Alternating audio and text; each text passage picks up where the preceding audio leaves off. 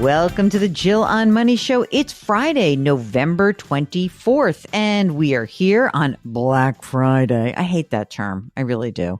To really try to help you figure out where you want to go next in your financial life. And that's as simple as it gets. Where do you want to go next?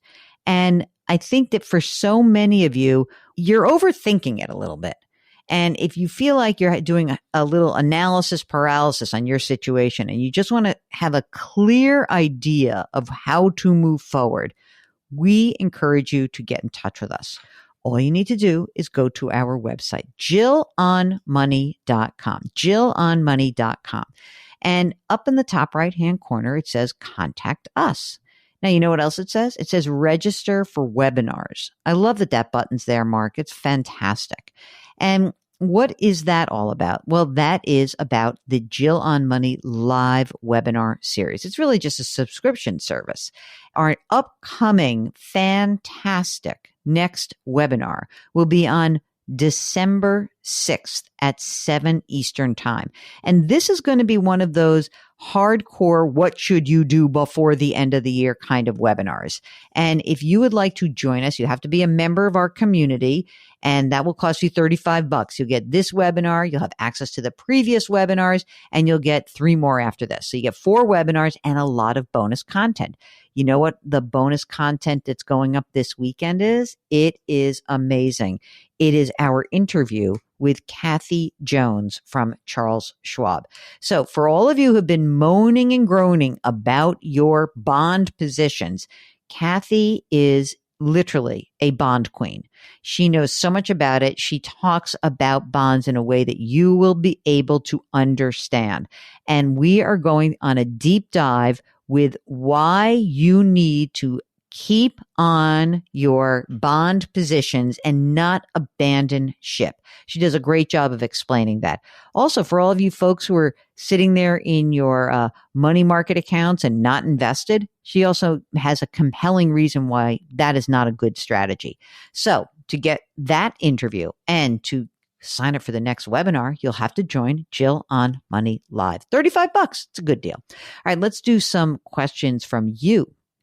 Let's go from Anthony, who says, I work for a nonprofit organization and it offers a 403b retirement plan. I began contributing when I was 28 and I'm now 43 and I have $30,000 in the account. Unfortunately, the provider doesn't offer a good variety of investment choices. The lowest expense ratios are about 0.65 per investment vehicle. Yikes, that's high. The good news is now I'm a financial nerd and I've realized that passive low-cost index funds are the best way to secure long-term growth and not have fees diminish returns over time. I wish I knew what an expense ratio was at age 28. Don't worry, they all had high fees then. So, you probably are not that bad off. Okay, a few years ago, I all but stopped contributing to my workplace 403b and I opened up a Roth at Vanguard. I now only contribute enough to my 403b to get the employer match, and my main retirement contributions go to Vanguard in low-cost index funds. My question is, how can I get my original contributions out of the 403b and into my personal Roth while still at the nonprofit? The provider says the IRS does not allow in-service rollovers for employer-employee accounts, and there's no way to move the funds while still employed. I think that's right. I hate to say that, Anthony, but I do think that's right. Would I really need to change employers to access my money and roll it over into my Vanguard account? Other than my workplace switching 403 providers or me switching employers, are there any other avenues that I can pursue? If I leave the money in the 403b, I'd be leaving a lot of money on the table as it will earn much less over time than there at Vanguard. I think that your question's already been answered. In-service rollovers are dictated by the firm. I don't think it's an IRS rule. I think it is a firm rule. And so if you can't do it, you can't do it. So what do? You pick the lowest cost fund in that plan and you invest around it and you stop driving yourself crazy.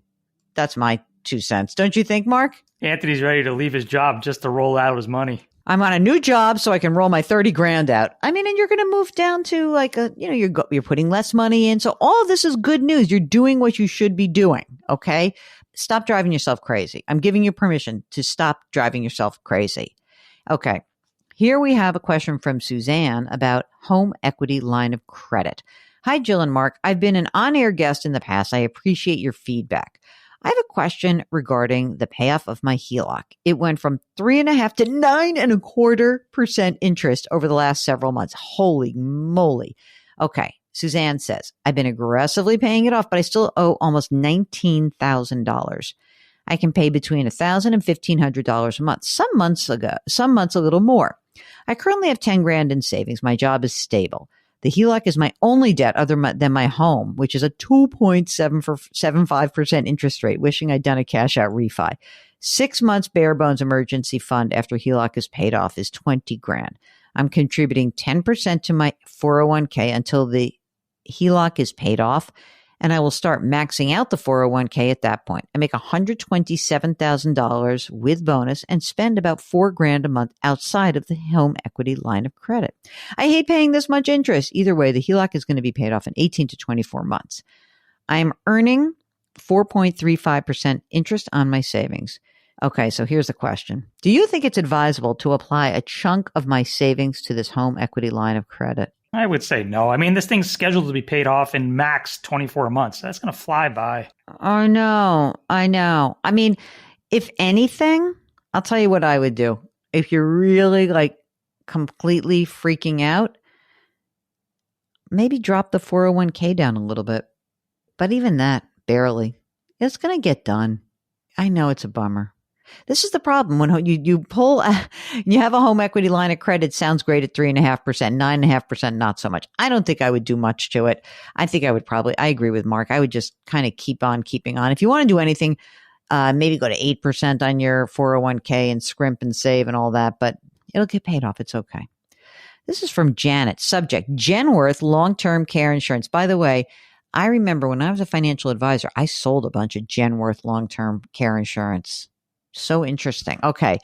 Janet says, I have a Genworth long-term care policy. I purchased it in 2014, and so does my husband. The premiums are rising. Genworth does not have the best rating from AM Best. Should we stay with this company and pay the increased premiums, or should we change companies or just insure me and not him, or self-insure? I would like this security for myself and my future. He thinks self-insurance is the way to go. Okay, here's the money. We own our home. We live off his pension. If I pay these annual premiums, I want to be able to depend on this company being around in 20 to 25 years. Okay, she's 67, he's 73. The lifetime amount of their spending, $420,000, with a maximum benefit of $88.67, 3% inflation protection. You don't tell me about your assets. Can you really self-insure? The question is how much money you have. And we don't know the answer to that. I don't want to get rid of this policy. First of all, do we know, like, your health-wise, how is your health? How is your husband's health? And how much money do you have in savings? Because the only way we can decide whether or not you can self-insure is having that information. You have you have his pension, probably have a couple Social Security checks also. So I kind of want to know what else you have, and then we can make a determination. Maybe the best thing to do if you have long-term care insurance with that higher premium is to lower the daily benefit amount. And that way you can reduce the hit to your premium increase. Maybe. Let's see. But we want to know more about what else is going on. Lisa writes, my husband and I are 63, and we are in a 13% net effective tax bracket, meaning when they really figure out what percentage of their money goes to taxes, it's 13%. Their 2023 income will be similar. Our retirement income is from Social Security, or will be from Social Security and retirement funds. Lisa will start taking Social Security at 65. She's self-employed and only make about 10 grand a year. Husband will retire at 65. We're going to hold off on his until 67. She says, I'm not in the best health and I feel blessed to still be here. Oof. We anticipate living on about $80,000 a year. Currently, we have a combined retirement account balance of just over $1 million. 75% is in the pre-tax, 25% in Roth. Historically, we've contributed to my husband's Roth 401k with about $22,000 a year, and then a $2,500 Roth for me. My question is, should I put my contribution in a regular 401k or should I just be putting everything in a Roth? My thought was that we will be in an even lower tax bracket in retirement, so maybe take the tax break now. You know what, Lisa? You didn't mention so much about like what other money you have besides just the plain. I mean, I think you said combined retirement accounts of over $1 million. Given the choice, I guess that I would still choose Roth only because you're right. Today, based on today's tax rates, that you would be perhaps in a lower tax bracket when you do finally retire and you're done. But that also presumes that tax rates don't change at all. So they're pretty low right now. I think paying a 13% effective rate is pretty good. So if you do either of those things, I would do the Roth, but I think my preference is for a savings or in brokerage instead. Okay, here comes Arlene, who wrote to us about buying a lake house a couple of hours away from where she lived. And she says, oh boy, I hope this doesn't come back and bite us in the tush, Mark. Hi, Jill and Mark. I wrote to you in 2020 about buying a lake house a couple of hours away from where I live. You advised me not to. I listened to your advice and I did not buy one. Aside from the money, I also realized that I didn't want to take care of two homes. We went on a family vacation with my adult children and grandchildren for a week. I rented an Airbnb. I plan on doing that every 2 years. No upkeep, no worries. Thanks for the advice. Phew, Mark, I thought you was going to be like, and I totally regret that I took your advice. And goodbye. I'm glad. Listen, buying a property can be really lucrative. I get it. And you can really hit a wave of price appreciation. I do get that.